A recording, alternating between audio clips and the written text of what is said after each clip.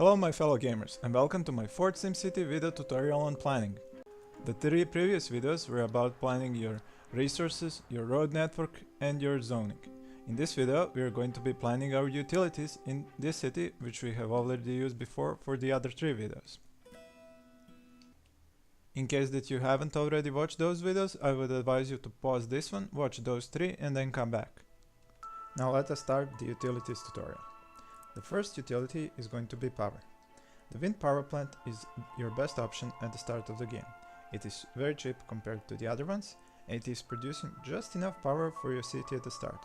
These 3 megawatts at 10 miles per hour winds, and your starting winds are about 9 miles per hour, is going to be plenty for the starting of your city. In this city, I have planned before for some resources, so I have said that I need to leave this place so I can drill this oil. I also need to leave enough room for a fuel factory later on, so I was thinking of placing my wind turbines right here. Now the trick with the wind power plant is that you can actually place your wind turbines inside these hills. Now how is that going to work out? Oh, check this out.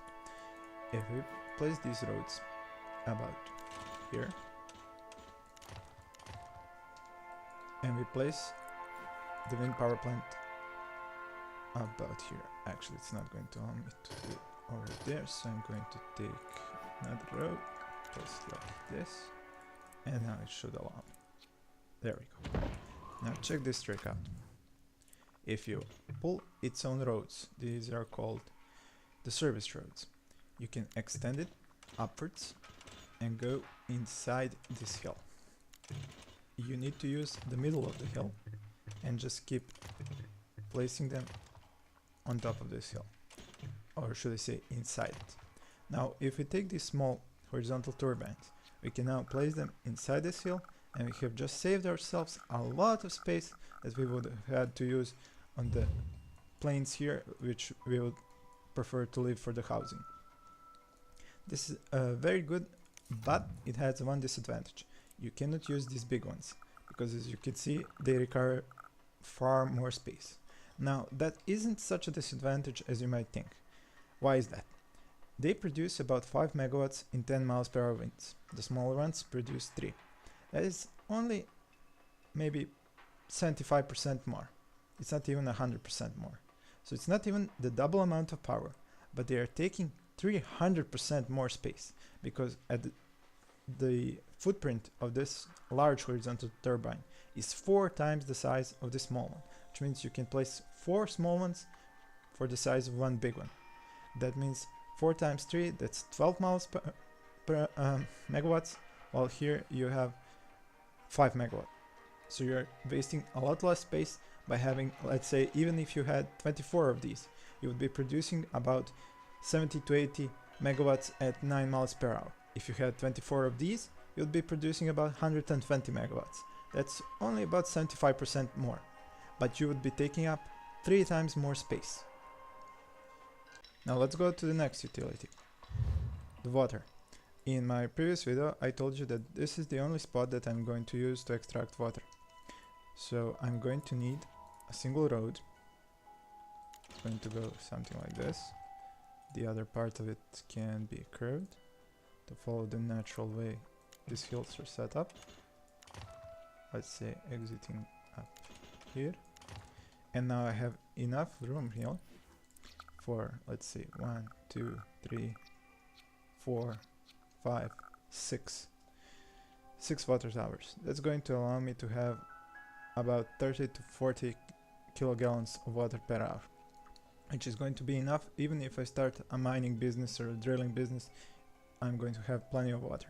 If I end up having fuel factories, I'm going to have far more water, but I will probably not be using this water because it's going to get polluted from this mine, and I'm not going to use this water because I need this space for the oil drilling operation. So I'm going to import the water from another city in the region. That's probably going to be one of these 2 cities which are right next to this lake or river or whatever it is, and there's going to be plenty of water over there. Now let's cover the last 2 utilities. Sewage. Since you want starting sewage, which is going to be an outfall pipe that's going to pollute a lot of ground, you need to put it in a corner of the map. This corner of the map, I already know what I'm going to place here, so no room. This is going to be part of the residential. Again, no room. Again, part of the residential, no room. Since this part here is going to be polluted with air pollution, that means no residential is going to be here, because as you can see, the wind goes to the right of the map. So this is kind of the only and the perfect spot for me to use outflow pipes. Whoops. There we go. Now, there is something you need to remember about outflow pipes. When you place them down like this, all the sewage is going to go to the first one and it's going to fill it up to capacity. At that point, this fellow over here is going to start talking about how it's overflowing, your pipes are clogged, so on, so on. It's going to be yellow and you're going to constantly go like, oh wait, what's going on over there? But actually it's all okay. It's simply because the sewage is going to always go to the first one first, yes, and then to the second one once this one is full. That is why this dude here is going to always say, it's full, it's full, it's full, you need more. But you actually have more, it's just down the road, but it is always going to fill up the first one, the second one, then the third, then the fourth. So this one is probably going to stay empty until these three are full. That's for the sewage. Now as for the dump, since I will not be building anything livable here, so no commercial, no residential, this is also a good place for a garbage dump. We can simply place it here, make sure we have enough room for some incinerators. One will go here, the other one will go here. Now since I have this road here already set up, I'm just gonna go across it, and we can see here there's plenty of room for these.